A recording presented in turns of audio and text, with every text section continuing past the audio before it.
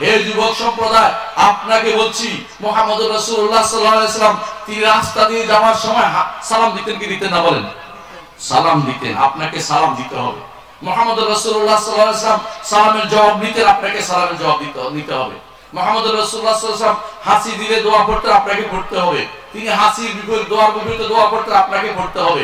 মুহাম্মদুর রাসূলুল্লাহ সাল্লাল্লাহু আলাইহি ওয়াসাল্লাম তিনি অসুস্থ মানুষের বোঝা বহন করতেন, ইয়া তাহমিলুল কাল্লা, আপনাকে সেটা বহন করতে হবে। মুহাম্মদুর রাসূলুল্লাহ সাল্লাল্লাহু আলাইহি ওয়াসাল্লাম সাহাবী আবু বকর রাদিয়াল্লাহু আনহু তিনি যে কাজগুলি করতেন, আপনাকে সেই কাজগুলি করতে হবে। কি করতেন তিনি? একদিনের একটা হাদিস বলি। মুহাম্মদুর রাসূলুল্লাহ সাল্লাল্লাহু আলাইহি ওয়াসাল্লাম বলেছেন, এমন কি আছে আজকে যে ব্যক্তি জানাজার পিছনে গিয়েছে, সবাই চুপ, আবু বকর বলে, ইয়া রাসূলুল্লাহ আমি করেছি। রাসূল বললেন যে এমন কি আছে যে আজকে সাওম অবস্থায় সকাল উপনীত হয়েছে, সবাই চুপ, আবু বকর বললেন যে ইয়া রাসূলুল্লাহ আমি করেছি। এভাবে যেকেই প্রশ্ন করে একমাত্র আবু বকর উত্তর দিচ্ছেন। রাসূলুল্লাহ সাল্লাল্লাহু আলাইহি ওয়াসাল্লাম বললেন, যার মধ্যে এই খাসরতগুলি একসাথে হয়েছে সে জান্নাতে প্রবেশ করবে। আল্লাহু আকবার। আবু বকর রাদিয়াল্লাহু আনহু এমনি জান্নাত পেয়েছে। হে যুবক, আপনাকে বলছি আবু বকর রাদিয়াল্লাহু আনহুর মতো আল্লাহ তাআলার বিধানের উপরে সত্যায়নকারী হন, আপনি সিদ্দিক হতে পারবেন। আবু বকর কেন সিদ্দিক হয়েছেন? সিদ্দিক তার গুণ কেন হয়েছে? যখনই বলা হলো আপনার সাথী বলছে এক রাত্রিতে বাইতুল মাকদিস গেছে, সেখান থেকে আসমানে গেছে, সেখান থেকে আল্লাহর কাছে দেখা করে আবার ফিরে আসছে, আপনি এটা কি মনে করেন? আমার সাথী বলছে, হ্যাঁ বলছে, তিনি সত্য বলেছেন। আর আপনার কাছে যদি বলা হয়, আপনার কাছে যদি বলা হয় যে মুহাম্মদুর রাসূলুল্লাহ সাল্লাল্লাহু আলাইহি ওয়াসাল্লাম বলেছেন মাছির এক ডানাতে রোগ আছে, আরেক ডানাতে আরোগ্য আছে, তোমরা মাছিটাকে ডুবিয়ে দিবে, আপনি বলবেন যে এটা তো পরীক্ষা করে দেখতে হবে আসলে ঠিক কিনা। আপনি ঈমান আছে না, এরকম বললে ঈমান নাই। পরীক্ষা করে দেখার বিষয় নয়, আমার নবী যা বলেছেন তা সত্য। আপনার কাছে যদি বলা হয় কবরে আযাব আছে, বাংলাদেশে 10 খণ্ড তাফসীর লিখে রয়েছে, এক ব্যক্তি কবর আযাব অস্বীকার করে, তার কি ঈমান আছে? কেন নাই জানেন? আমার নবী বলেছে যে কবর আযাব আছে, কবরের শান্তি আছে। আমার আল্লাহ বলেছেন কবর আযাবের কথা, কবর শাস্তির কথা কোরআনে আল্লাহ তাআলা বলে দিয়েছেন। সেখানে সেই ব্যক্তি অস্বীকার করে, যত বড় মহাপণ্ডিত হোক না কেন, সেই ব্যক্তি কিন্তু ঈমানদার হতে পারে নাই, ঈমানদার হতে পারে নাই। আমাদের যুবকদের একটা বড় সমস্যা হচ্ছে, আমাদের যুবকরা আদর্শ খুঁজে পায় না। আমাদের যুবকদেরকে আমি দেখতে পাই আদর্শ খুঁজে পায় না। এরা এমন লোকদেরকে তাদের মিম্বর শেয়ার করে, আমি দেখি নাই। মানে আমরা সত্য কথা বলছি, আপনি দেওবন্দি সমাজে ওদেরকে মিম্বর দেয় না, আপনি দ্রুত মিম্বর দিয়ে দিবেন ওদেরকে। যারা বিভ্রান্ত বলে আপনি ভালো করে জানেন, তারপর তাদের কথা সুন্দর লাগে, শুনতে ভালো লাগে, তাদেরকে মিম্বর রাখ করে দিচ্ছেন। সেই কিন্তু দাঁড়িয়ে দাঁড়িয়ে অপব্যাখ্যা দিচ্ছে কোরআন হাদিসে। আপনার কাছে এটা ভালো লাগে না। যুবকদেরকে বলছি, ঐক্য থাকবেন, একমত থাকবেন, ভিন্ন ভিন্ন দলে বিভক্ত হবেন না। আপনারা হবেন সত্যিকারের দ্বীনের হামি বা দ্বীনের পাহারাদার। আপনাদের সামনে কোনো শয়তান ঢুকতে পারবে না যদি আমরা এই ব্যাপারে ঐক্য করি যে কোরআন এবং সুন্নাতে আমরা কাউকে ছাড় দেব না। কোরআন যে ব্যক্তি হাদিস অস্বীকারী অথবা হাদিসের অপব্যাখ্যাকারী, এমন কাউকে কোনোদিন আমি আমার আদর্শ বা মডেল মনে করব না।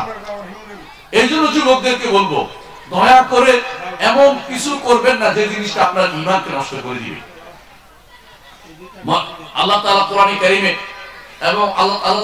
কারীমে কিছু যুবকের নাম উল্লেখ করেছেন, কি যুবকের কথা উল্লেখ করেছেন। এর নাম একজনের উল্লেখ করে, তিনি হচ্ছেন যায়েদ ইবনে হারেসা। কোরআনে কারীমে তিনিও যুবক ছিলেন।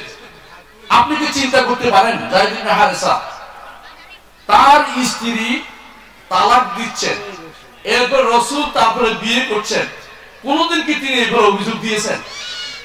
কারণ তিনি জানেন যে এটা হক, আল্লাহ তাআলা এটা বলেছেন, আল্লাহ তাআলা এটা করেছেন, আল্লাহর পক্ষ থেকে নির্ধারিত। যুবকরা এরকম হতে হয়, নবীর কোনো কাজকে সমালোচনা করতে পারবে না। নবী কেন 9টা বিয়ে করেছেন এই কথা নিয়ে আপনাদের মধ্যে কিছু লোকে কথা বলে উঠবে, হঠাৎ করে বলে উঠবে যে এইটা তো হতে পারে না, এটা কিভাবে মানতে পারি? ঈমান কিন্তু নাই, ঈমান শিখতে হবে, ঈমান শিখতে হবে। ইন্নামা কানা কাওলাল মুমিনিনা ইযা দু'উ ইলাল্লাহি ওয়া রাসূলিহি ইয়াকুলু সামি'না ওয়া আতা'না। ঈমানদারদেরকে যখন বলা হবে আসো আল্লাহ এবং তার রাসূলের দিকে, তারা বলবে শুনলাম এবং মেনে নিলাম। এটা ঈমানদারের কাজ। ঈমান ইসতিসলাম, মেনে নিলাম, আত্মসমর্পণ করলাম এবং সম্মান করলাম, তাজিম করলাম। তিন জিনিস প্রথমেই থাকতে হবে, নইলে ঈমানদার হওয়া যায় না। এই যুবকরা আপনারা ঈমানদার হওয়া শিখুন। কোরআন এবং সুন্নাহর কোনো ভাষ্য যদি পান, সহিহ কোরআন এবং সহিহ সুন্নাহ, কোনোভাবে এর বিরুদ্ধে দাঁড়াবেন না, এটা একটা সঠিক কাজ মনে করবেন, এই সত্য মনে করবেন। এইটা যদি ঠিক রাখতে পারেন, আপনার সমাজ সুন্দর থাকবে। আপনার সমাজে ওরা কেউ ঢুকতে পারবে না যারা বেদাতি আছে, যারা সমাজে আপনাদের সমাজে সমস্যা তৈরি করতে আসে, এরা কেউ স্থান পাবে না। ওই বৃদ্ধরাও ঠিক হয়ে যাবে যারা আপনার সমাজে বসন্ত কুকিলের মতো সময় মতো আসবে, আর আপনার কাছ থেকে কি চাইবে? দুইটা জিনিস চাইবে, আমাকে সমর্থন করুন, আমি আপনাকে এটা করবো এটা করবো। আপনাদেরকে সহজে বিক্রি করা যায়, কারো কারো পকেটেই নাকি আপনারা থাকেন, বলছে এত জনের পকেটে নিয়ে বসে আছি আমি। আপনারা কারো পকেটে থাকবেন না, আপনারা বাইরে থাকবেন, কারো পকেটে হবেন, পকেটস্থ হবেন না, ভাগাভাগি করবেন না নিজেদেরকে, কারো পকেটে ঢুকবেন না। না, আমরা কারো পকেটে ঢুকবো না, আমরা অবশ্যই আল্লাহ এবং তার রাসূল যেখানে আছে সেখানে আসি, আল্লাহ এবং রাসূলের কথার ভিতরে থাকবো। এর বাইরে আপনি যেই হন না কেন, যত বড় নেতাই হন না কেন, আপনার এই সমর্থন করতে পারবো না, কারণ আল্লাহ এবং রাসূলের বিরোধী আপনি। আল্লাহ এবং রাসূলের বিরোধী কাউকে সমর্থন করবেন না। এই সমাজে আপনার যা দরকার, প্রথম কাজ হচ্ছে অবশ্যই আপনাকে আল্লাহর ইবাদত প্রতিষ্ঠার জন্য সংগ্রাম চালিয়ে যেতে হবে, কষ্ট করতে হবে। আপনাদের সমাজে ছোট ভাইরা নামাজ পড়ে না, তাদেরকে মসজিদমুখী করে দিতে হবে। কোরআন তেলাওয়াত করে না, কোরআন তেলাওয়াতে যেতে হবে। ছাত্র পাচ্ছে না, অনেক মাদ্রাসা আপনাদের আমি আশ্চর্য হয়ে যাই। এখানে হওয়া দরকার ছিল সবচেয়ে বেশি মাদ্রাসা, যে এখানে শুধু বেশিরভাগ ছেলেরা মাদ্রাসায় পড়বে, দ্বীন পড়বে, শরিয়া পড়বে, আল্লাহর বিধান পড়বে।